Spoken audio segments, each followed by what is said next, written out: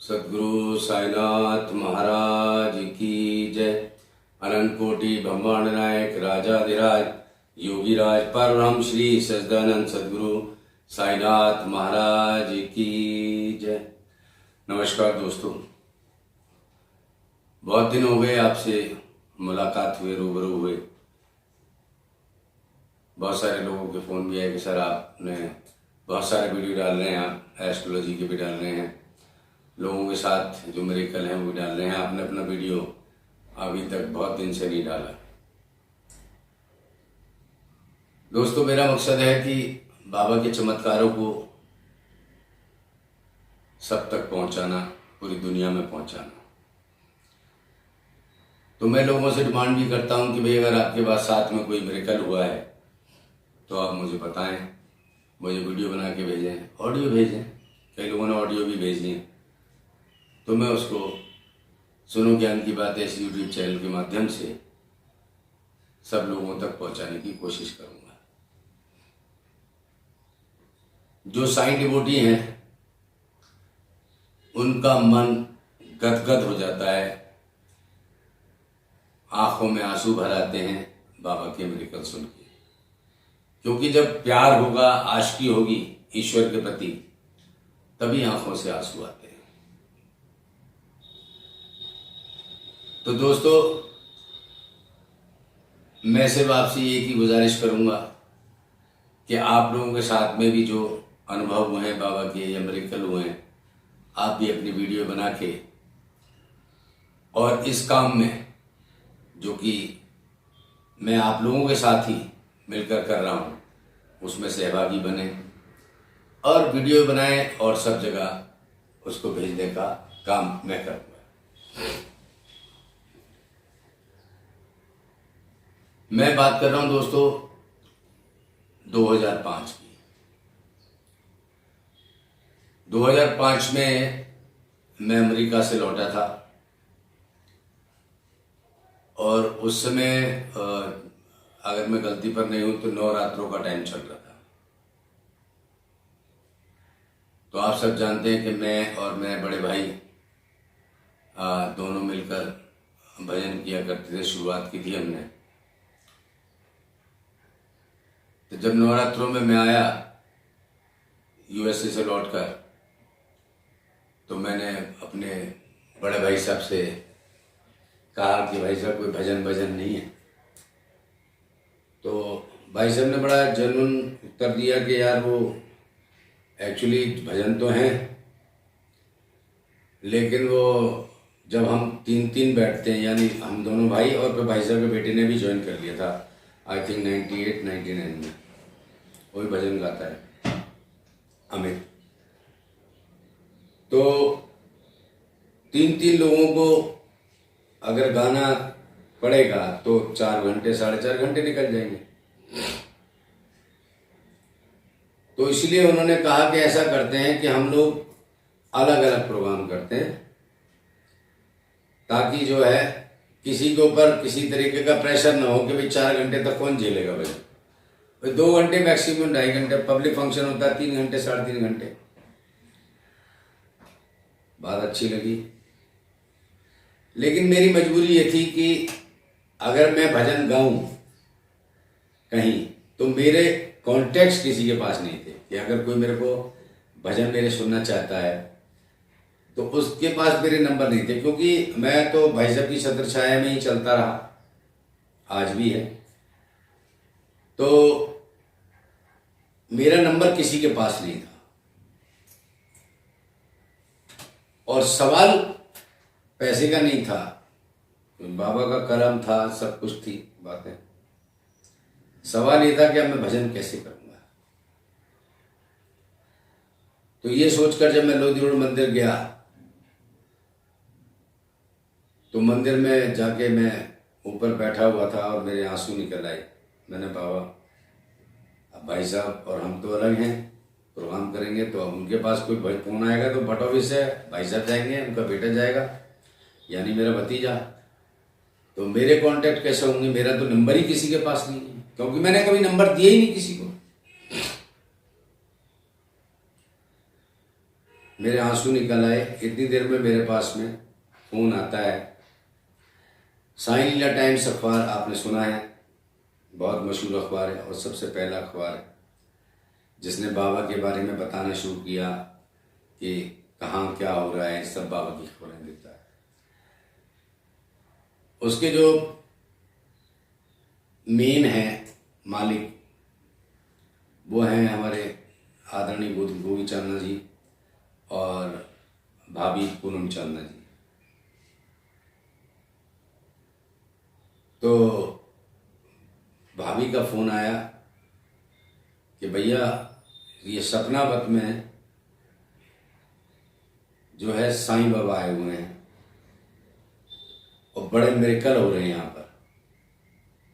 तो सपनावत का मैं बताता हूँ, सपनावत में क्या है। सपनावत में एक आदरणीय सिसोदिया साहब हैं, उन्होंने वो मंदिर बनाया था। हमने कई बार वो भजन किए थे गाजियाबाद हापुड़ रोड पे, काफ़ी अंदर जाके है, बहुत मतलब खेतों में जाके काफ़ी दूर है, 60 किलोमीटर 70 किलोमीटर यहाँ से मेरा ख्याल पड़ेगा साउथ दिल्ली से।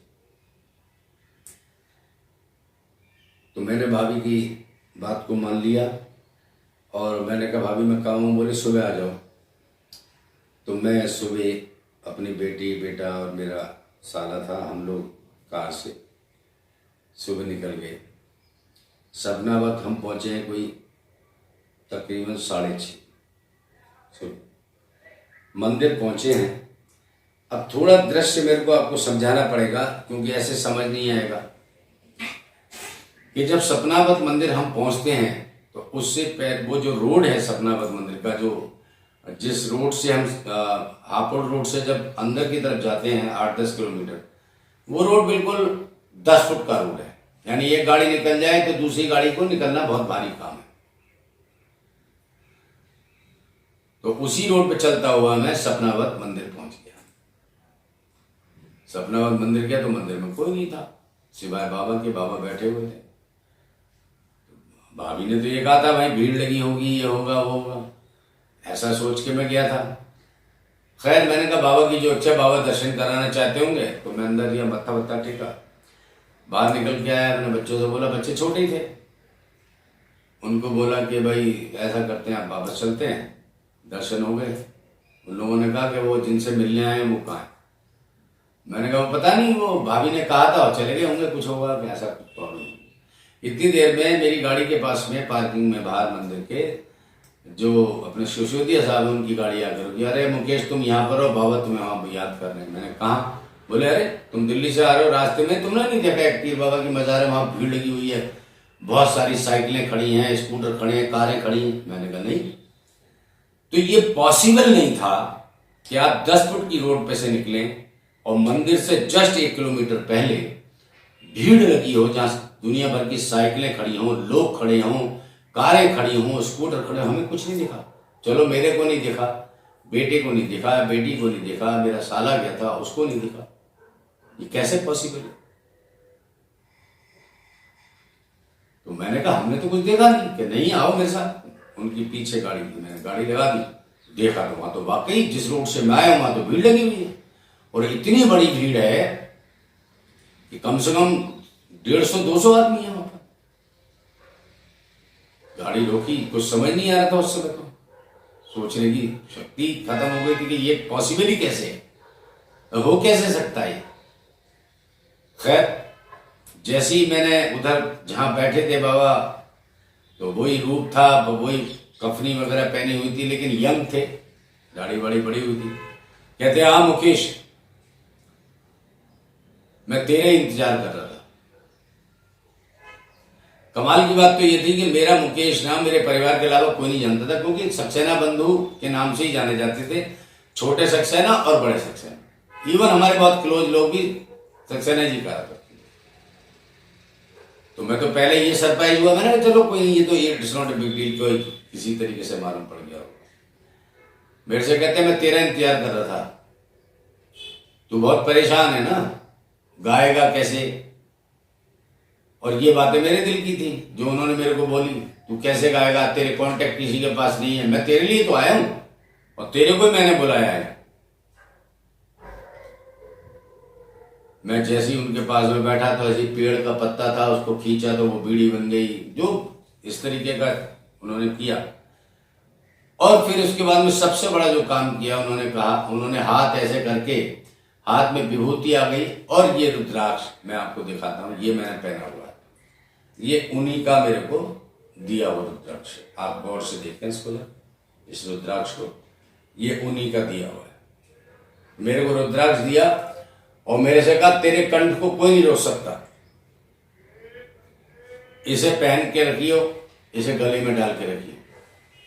फिर उसके बाद में मेरे से कहते हैं तू एक भजन सुनाता था मेरे को, मंदिर में सुनाता है, घर भीख न दी मुझको एक शोर मचा दूंगा, सारी दुनिया के मंगतों को दर तेरा बता दूंगा। मैंने वो भजन गाया, बहुत खुश हुए। फिर कहते हैं एक किस्सा मैं भी सुनाता हूँ। मेरा पीआर बहुत कमजोर था, मैं भजन में जाता था, भजन में से फटाक से निकल आता था, भजन अपने गाए, भाई साहब फिर बाद में गा रहे हैं, मैं चला आया। तो ये जो मेरा एटीट्यूड था पब्लिक से ना मिलने का, उसके लिए उन्होंने मेरे को कहा कि एक जो है हंस का जोड़ा उड़ता हुआ जा रहा था। बातें तो बहुत बताई, मैं शॉर्ट में बता रहा हूं क्योंकि वीडियो बहुत बड़ी हो जाएगी। तो हंस का जोड़ा जा रहा था उड़ता हुआ, तो नीचे से उल्लू ने आवाज दी कि ये हंस कहां जा रहा है। तो हंस बोला कि भाई हम घूमने जा रहे हैं। तो उसने कहा तू जा रहा है तो जा, लेकिन ये जो तेरे साथ में जो जा रही है ये इसको यहां छोड़ के जा, ये तो उल्लूआइन है। हंस बोला तू पागल हो गया है, ये हंसनी है। तो उसने कहा तू नीचे आ जा, पंचों से जो है फैसला करा लेते हैं। हंस नीचे उतर के आ गया अपनी हंसनी के साथ में। उल्लू ने हंसों से बोला और उल्लुओं से बोला और सारे उल्लुओं से जो पंच बन के बैठे थे कि भाई देखो ये मेरी उल्लूआइन को लेके जा रहा है, ये मेरी उल्लूआइन को लेके जा रहा है, और मैं जो है इससे कह रहा हूं कि तू इसे यहाँ छोड़ जाइए। कह रहा भाई हंसनी, अब आप लोग बताओ ये हंसनी है उल्लूआइन है। तो सारे खाना फुजर करने लगे कि यार ये तो हंसनी है, झूठ बोल रहा है उल्लू। तो उसने कहा भाई तेरे को नेता किसने बनाया, केसी ने बनाया। तो बोले जो बोल रहा है वो बोल दो, नहीं तो तेरी नेतागिरी भी खत्म हो जाएगी।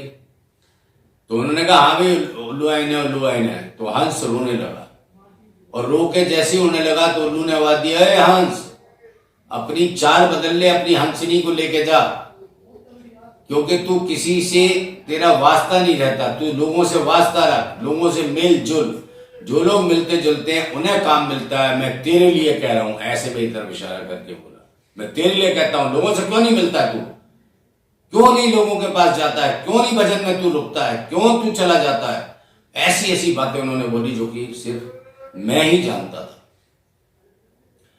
खैर वहां से फिर जो है उन्होंने ये दिया, और गोगी भैया जो थे अपने गोगी चांदना जी साई लीला वाले, उनसे बोला कि इसको बोलो कि चला जाए। मैं बाहर खड़ा हो गया तो उनका फिर मैसेज आया कि इसको बोलो चला जाए। फिर वो बाहर आए और बोले कि वो बाबा बोल रहे कि तुम चले जाओ।